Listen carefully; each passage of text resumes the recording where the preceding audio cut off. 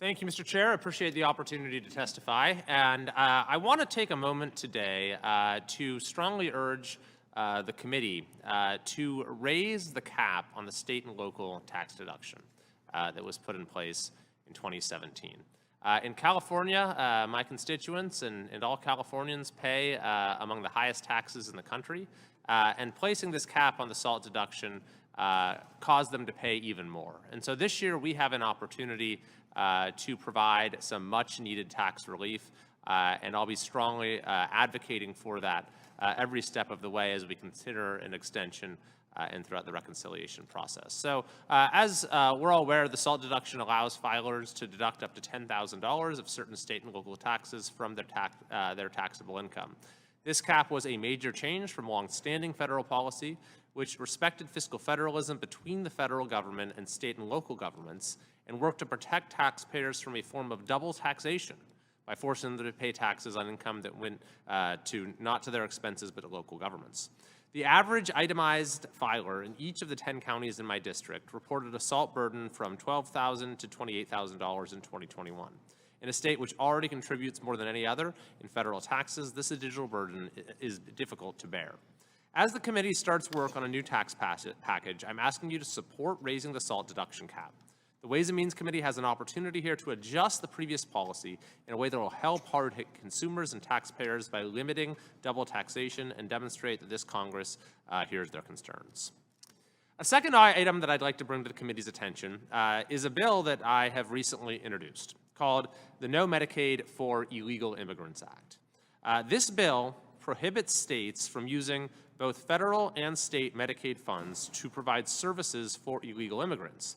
I recognize that much of this jurisdiction might fall within other committees, but there are significant opportunities here to ensure that scarce healthcare dollars are properly focused on Americans and not those who have violated the law coming into this country. Border security, of course, is going to be a top priority for this Congress, and this is a particularly powerful tool to provide an added measure of security at our border and ensuring fiscal responsibility. To take my state, for example, California has been steadily increasing the number of illegal immigrants who can receive Medicaid, we call it Medi-Cal, since 2019. In 2024, California completed its expansion of Medi-Cal for illegal immigrants, allowing individuals between the ages of 26 and 29 to receive all benefits afforded to citizens and legal immigrants. California's nonpartisan legislative analyst's office estimates that this will cost Californians $6.5 billion annually. That's $6.5 billion annually in taxpayer funds going to support free health care for those in our state illegally. My legislation will prevent states from spending billions of taxpayer dollars on benefits for those who are here illegally while promoting fairness and fiscal responsibility. Finally, I want to thank this committee for all its work on the Federal Disaster Tax Relief Act last Congress.